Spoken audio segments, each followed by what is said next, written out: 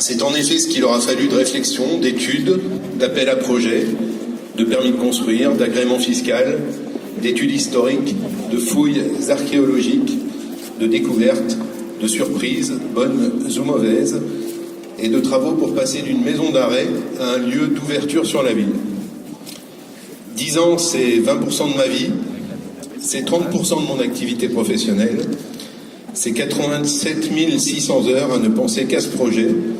Ce sont 3 présidents de la République qui se sont succédés. Alors ce soir, je ne vais me contenter de remercier ceux qui ont compté dans ce dossier pharaonique.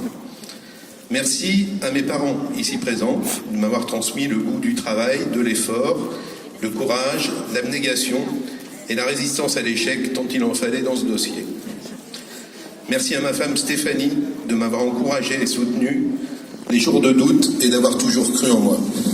Merci à mon associé, Franck Arthuis, d'avoir supporté mon côté un peu punk, mes blagues toujours assez sarcastiques. Mais surtout, merci à lui de cette complicité que nous avons depuis 10 ans et qui nous a toujours permis d'être d'accord sur toutes les décisions qu'il a fallu prendre dans les bons comme dans les mauvais moments. Je vais remercier Dominique Leménaire, président du conseil départemental, et ses équipes du patrimoine et de l'immobilier, de m'avoir fait visiter le 11 avril 2011 ce qui n'était encore que la prison et de m'avoir encouragé à répondre à l'appel d'offres que nous allions finalement gagner contre Bouygues et Eiffage. Merci aux entreprises et à leurs compagnons, elles ont toutes été payées et surtout, elles sont toutes locales. Nous sommes assez fiers d'avoir pu permettre de créer ou de maintenir de l'emploi en Sarthe par notre choix de travailler avec des locaux. Je vais remercier quelqu'un qui ne s'attend pas à ce que je le remercie, M. Christophe Barillet, président du groupe François Ier, d'avoir à nos côtés contribué très largement à la restauration de la coque du bâtiment, façades et couvertures, et qui livrera très prochainement 40 logements dans les étages au-dessus des commerces.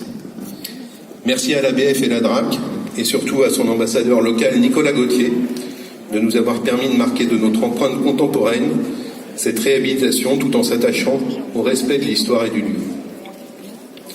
Je vais remercier nos partenaires financiers, principalement le Crédit Mutuel et la BPO, de nous avoir permis de devenir propriétaires de ce lieu emblématique, enfin de devenir propriétaires des crédits de ce lieu emblématique.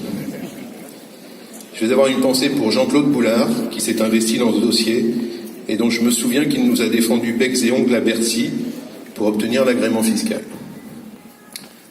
C'est une transition parfaite pour remercier notre maire actuel, Stéphane Le Foll, d'avoir fait énormément pour la ville ces derniers mois, pour que nous commencions enfin à être tous fiers d'être Manceaux. J'espère qu'il n'hésitera pas dans l'avenir à utiliser notre travail de restauration pour qualifier la ville du Mans de ville d'art, de culture et de patrimoine.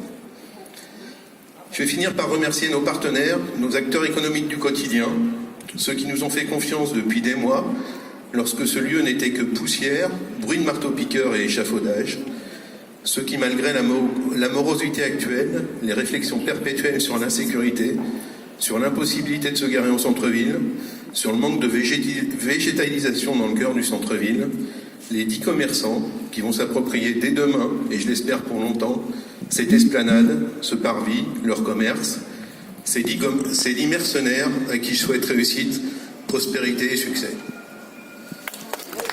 Merci beaucoup. Vous avez dit, Christophe, vous n'étiez pas seul dans ce projet. Le deuxième promoteur, c'est Franck Arthuis. C'est à vous. Bonsoir à tous. Certaines personnes font une retraite de quelques jours ou de quelques semaines dans un couvent pour se retrouver avec eux-mêmes et méditer au sens de leur vie.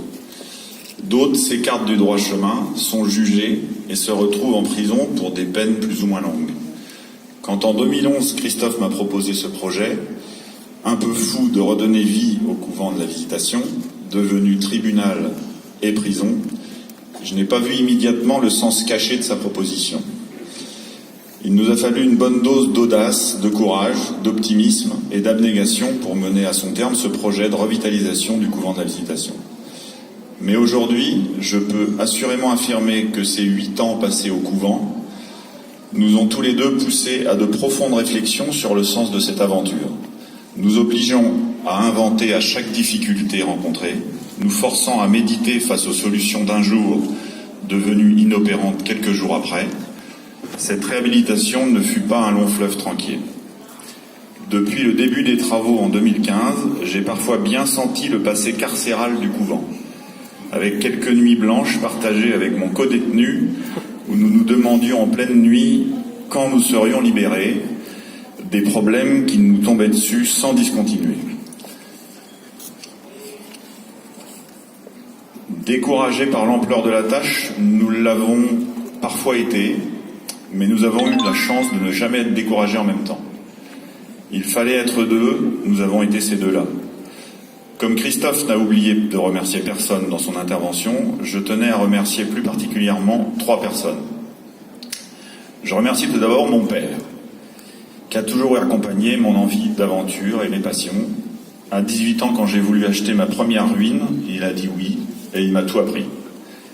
Je voulais remercier ma sœur, qui est souvent dans l'ombre, qu'on prend souvent pour ma femme d'ailleurs, mais c'est ma sœur. Et donc je voulais la remercier parce que pendant ces 8 ans de visitation, elle a géré le quotidien, pendant que moi j'étais dans la poussière ici. Et donc je trouvais que ça valait le coup de la remercier. Et évidemment, je voulais remercier particulièrement Christophe pour m'avoir entraîné dans cette magnifique aventure de la visitation, et aussi pour tous ces fous rires qui l'ont jalonné. Pour ceux qui ne le savent pas encore, nous avons décidé de récidiver. Et nous purgerons notre peine dans la prison des femmes, que nous venons d'acquérir, un petit peu plus bas. Et nous sommes donc à l'écoute de ceux qui ont des idées, des projets, et qui croient dans la revitalisation du centre-ville. Merci.